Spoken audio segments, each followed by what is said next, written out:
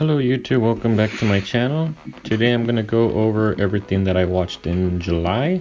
This is kind of a late video and we're already in mid-August, but I'm going to have to go through this one pretty quickly just because I did actually watch quite a few stuff in July. So let's go ahead and get started with Jaws. Also this time around I'm just going to show the packaging and just give you guys my initial thoughts, but Jaws, this one was definitely a pretty big surprise for me. I had never seen it before, and watching it for the first time was definitely a great watch. I can see why people say that this is a timeless classic. The shark effects were actually pretty good. I mean, I couldn't tell that they were using a mechanical shark. But yeah, I really enjoyed this movie, and I'd probably give it around a 10 out of 10, honestly. It was close to a perfect film. As far as the packaging, we do get a lenticular cover, and inside of that lenticular cover you get the standard Blu-ray case, as well as a booklet which contains a lot of good material. There's some information about the shark, the mechanical shark that they used for the film, and some other goodies in there. So yeah, definitely enjoy this movie, and I actually really enjoy this release. I think it's preferred it much over the Steelbook, which is why I decided to go with this one. Alright, so moving on, the next movie I watched in July was Promare. This is I think it's the most recent Trigger film release, and I ended up getting the Steelbook edition. I know recently there was a limited edition released, but I picked this one up first since it was released first, and I like it. I mean, I like the design of the Steelbook, especially all of the figure in the front, which with all of the colors, which this movie was definitely really colorful. But unfortunately, I was a little bit disappointed by it, and I'd end up giving it maybe a 5 out of 10. Alright, the next film I watched in July was Indiana Jones. Specifically, I watched the second film in the series, which was Indiana Jones and the Temple of Doom. And this edition, I always really liked this edition. This was the first Blu-ray edition that came out for Indiana Jones. And I'm kind of sad that they stopped releasing these type of releases, because a lot of people were complaining that the discs were not, well, I guess they didn't like the way that the discs were inserted inside of this cardboard sleeves. I never had an issue with it. I thought it was fine. I just liked the way that these releases looked. They were kind of like in a book format. And just look at all these images here. It just looks really nice in my opinion. As far as the film goes, I definitely really enjoyed the second one. I watched it a year after watching the first one, and I was pleasantly surprised. I thought it was really entertaining. All of the characters were pretty fun to watch, except for I forgot the girl's name, but the main girl in the film. Her screaming got a little bit annoying after a while. But overall, it was still a good film. I'd give it a 7 out of 10. Alright, and then next we do have I have a friend staying with us, and he had actually never seen Inception.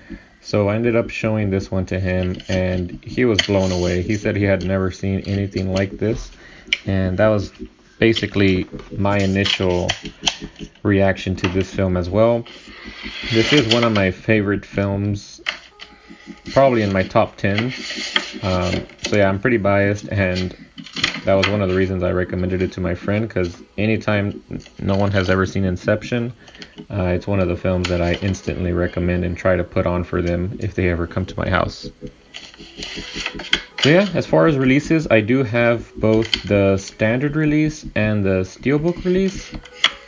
The Steelbook, I never quite liked this design, and unfortunately they went with the same design for the 4K slipcover release. But yeah, I don't know. It was never my favorite design, and the disc inside of the Steelbook is pretty plain. I do like the discs that are inside of the 4K release, but overall it's not my favorite release. Anyway, next up, the next films that I watched I actually watched two in one day, those being The Princess Bride and Y Tu Mamá También. And The Princess Bride, I definitely do like this packaging. I like the digibook format. I think this is one of the few digibooks that Criterion has released. And I really like it because none of the stuff fall off like they do for some of the other Criterion sets. Every time I try to open them, everything falls off. But yeah,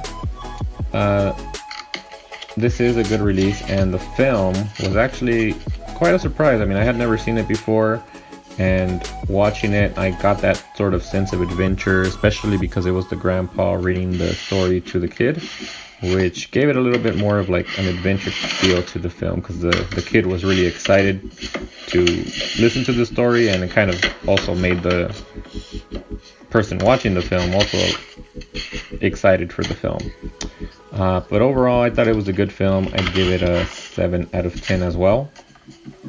Now, Y Tu Mamá También, this was actually a film that growing up a lot of my friends watched. I grew up along the border, the Mexican border in Texas, and a lot of my friends, they would always say that, oh man, this film was great. So, but when I was younger, I didn't watch too many films, so I never actually got around to watching it. And then during this Criterion sale, I finally got more into the Criterion collection, and I noticed that this was on the Criterion collection, so I decided to pick it up right away, and I finally ended up watching it. This is a beautiful release, by the way. I like all of the art that they use on the discs and the packaging, but the film really surprised me. I really like the interaction between the two main characters. They are honestly, it's like a true reaction between two teenage Mexican kids, because I would know, because I grew up. All of my friends, I mean, I'm Hispanic, all of my friends growing up with Hispanic, and a lot of the interactions these kids had were pretty similar to the ones I would have with my friends. So that did kind of bring back memories. But yeah, and then when they introduced the girl later in the film, when they tried to take her to the beach, it kind of just introduced a whole new dynamic between the three characters, and I thought it was really good. Especially those scenes where they kind of cut away and just show some of how Mexico is. I thought the depiction of Mexico in that film was really realistic. I'd probably give that one an 8 out of 10. Anyway, the next one is Django Unchained, and I do have the Steelbook release of this one, which I do like. I like the black on red. I think those colors blend really well together. So I do enjoy this release. And as far as the film, this is actually only my second time watching it, and we were watching it when we were playing a board game one night with my wife, my sister-in-law, and her boyfriend. And by the end of the night, we actually ended up paying more attention to the film than we did our board game. But it was a fun night, and actually I think playing the board game kind of helped the pacing of the film. I remember the first time I watched it, the pacing felt pretty slow, but I guess because we were playing the board game, we were kind of playing the game and watching the movie, and it helped the pacing a lot more. But definitely towards the end of the film, those last few scenes were probably one of the best. It's probably in my top 3 Quentin Tarantino films, number 1 being Inglourious Basterds, of course. But anyways, I'd probably give this film a 9 out of 10. I do really enjoy it.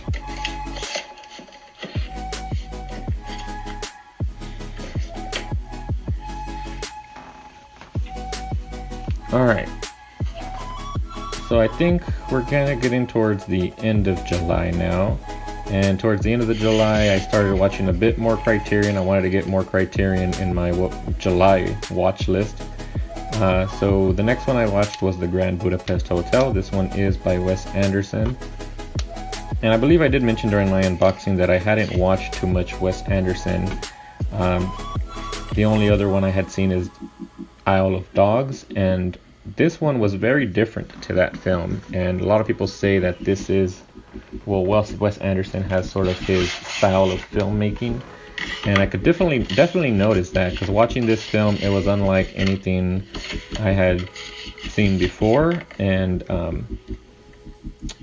it was my first viewing, and I think I wasn't I don't think I was quite ready to watch a film like this, but overall, I thought definitely the way it was shot was beautiful. A lot of the scenes looked amazing, like all of the colors. It was really colorful for some reason, and the shots that were in the film were just great. But overall, I don't know, maybe I just had high expectations, but I'd probably give the Grand Budapest Hotel a 7 out of 10. Alright, and then the next Criterion film I watched was Do the Right Thing, and this packaging, I really like this one. I don't know why. I like the red bricks on the background, and the red on the yellow looks really nice. And then the digipack in this one is what, something about it, it's just, I really enjoy it. I think I like the way that the digipack looks. It has basically all of the main characters kind of painted around it, and some of like the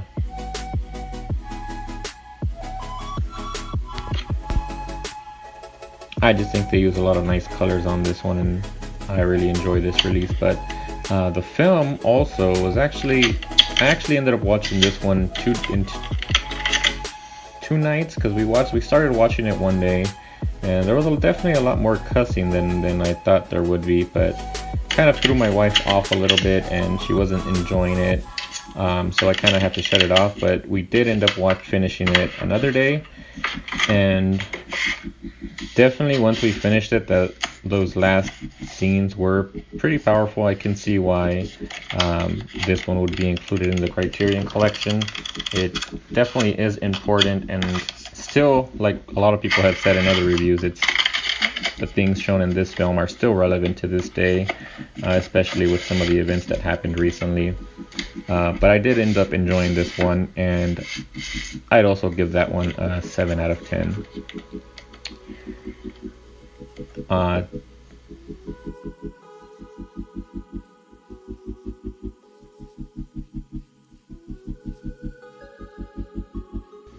I believe the next day we ended up watching also The Silence of the Lambs.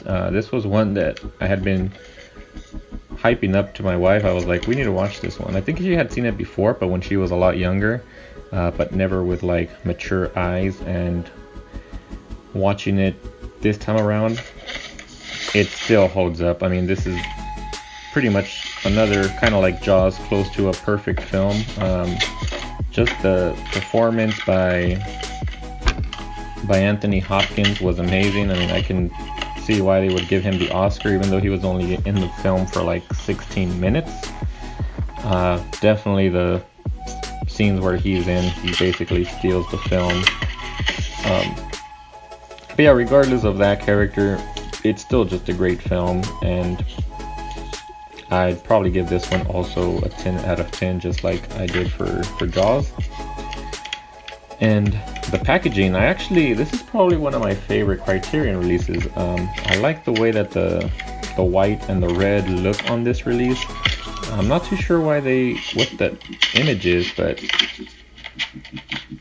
it looks nice. I mean, I know it's one of those like sort of like the psychological test that they do for people, but yeah, I'd give the film a 10 out of 10, and probably the release as well. I think it's a really nice Criterion set, one of my favorite ones. So yeah, those were all the films that I watch. Another thing that we also started watching throughout the month was Hunter x Hunter. My sister-in-law, she's really into anime, and she's actually more into it than me, I think, because she actually goes and reads the manga, which is, for Hunter x Hunter, she mentioned that she had read the manga, but she had never seen the anime. So while she's here, she's still with us, she decided to start watching the anime, since I do have them, and I was definitely excited. I hadn't watched Hunter x Hunter for a while. I've only watched it once, and I started watching it again with her, and yep, I would still say that Hunter x Hunter is my favorite anime. This first set contains the Hunter exam arc, and And honestly, for me, I don't think there is a weak arc in Hunter x Hunter. I really enjoy this arc. I know it's a lot of people's maybe least favorite arc of the series, but I really enjoyed it. I just thought they did a good job of introducing all of the characters, especially Hisoka. He is my favorite character in this series, and in this arc, I don't know, I just liked the way he was really menacing, and just the way his interaction with Gon and how he gets excited on the fact that he hasn't fully matured and he wants to see him fully mature, so he's kind of grooming him to that. But yeah, this first arc was definitely really nice, and I'd probably give the first arc an 8 out of 10.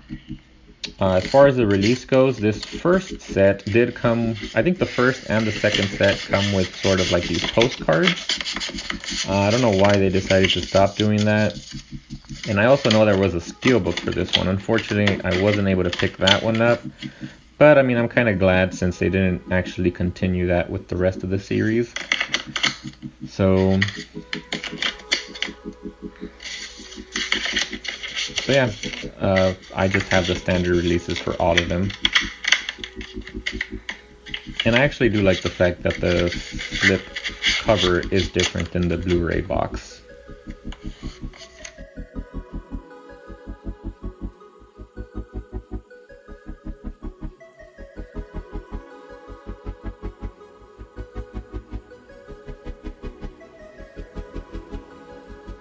Alright, so moving into the second season. The second season contains the Heaven's Arena arc, which is basically the tournament arc of Hunter x Hunter, and I really enjoyed this one as well. A lot of the fights were sort of like introductory fights, kind of showing off the different styles of nin that different people use. And in this arc, it actually also dives into more of how nin works, and I kind of liked this season because of that. It kind of introduces basically the type of energy, if you want to call it that, of this show. Kind of like Naruto has chakra, Hunter x Hunter has nin, which in my opinion is a lot more interesting, just because it kind of is unique for every character, whereas chakra, I don't think that's quite the case, but anyways, yeah, I like that whole aspect. And then of course, definitely that last fight between Hisoka and Gon was probably one of the most memorable fights in the whole series, and especially that one scene where Gon was finally able to punch Hisoka, and he kind of gave him back his badge that he had gotten from him during the Hunter exam arc. I don't know, I just thought that was a really great scene. So yeah, I'd probably give that arc probably also an 8 out of 10.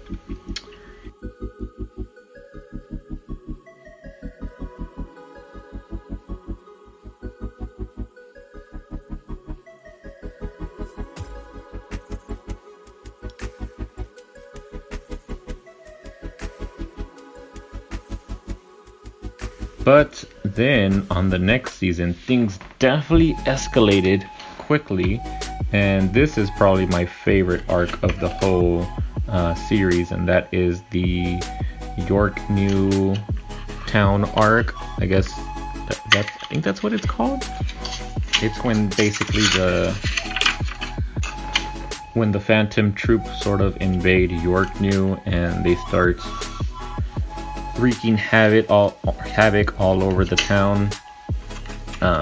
Just this whole, the Phantom Troop are honestly one of my most interesting antagonists in all of anime, I think, and definitely Kuroyo Lucifer. He's also introduced in this arc, and man, he's awesome in my opinion. I really love his ability, and one of my favorite scenes in this arc is when he's sort of playing the Requiem, basically to sort of remember his partner that was just recently killed by Killua. I forgot his name. I think it's Uvogin or Ugovin, something like that. But that scene, I just really love that scene where the Requiem is playing in the background and the Phantom Troop are just kind of wreaking havoc all over the city, and Croyo Lucifer is just sort of like the orchestrator when he's on top of this building. But anyways, besides that, the other awesome fight scene in this arc was between Killua and Ugovin. Man, that honestly showed how much of a badass Killua was. I know in the first arc, he didn't quite shine as much. I mean, you kind of knew he was experienced. He was a pretty good fighter, but in this arc, he kind of also became a little bit OP. It seemed like his specialist ability was a little bit overpowered, but regardless, I still thought it was awesome, and I'd give this arc basically a 10 out of 10. Alright, and then the final arc that we watched was the Greed Island arc, and this one, I honestly didn't watch too much of it. My sister-in-law, she actually ended up watching this one while I was at work one day, so I only got to see a little bit of it. But what I watched was still great. I mean, I saw the beginning of it, and I really enjoyed it. I mean, it was pretty interesting because now on top of Nin, they are now inside of a video game, and they have these cards that sort of introduce a second layer of, I guess I'd call it, abilities. And yeah, I thought it was really cool. In my opinion, this is probably the best isekai ever. Even though this anime is not an isekai, that arc technically is, because they're inside of a video game. So yeah, while I didn't finish this one, she did already finish it, and I only watched about half of it. But I think I like this arc about the same as the first and second one, so I'd also give this one about an 8 out of 10. So yeah, this is my favorite anime ever, and I'm excited to finish watching the rest with my sister-in-law. So yeah, that was everything that I watched in July. If I were to choose what my favorite thing that I watched in July was, I'd probably say it's Hunter x Hunter, just because that's my favorite anime.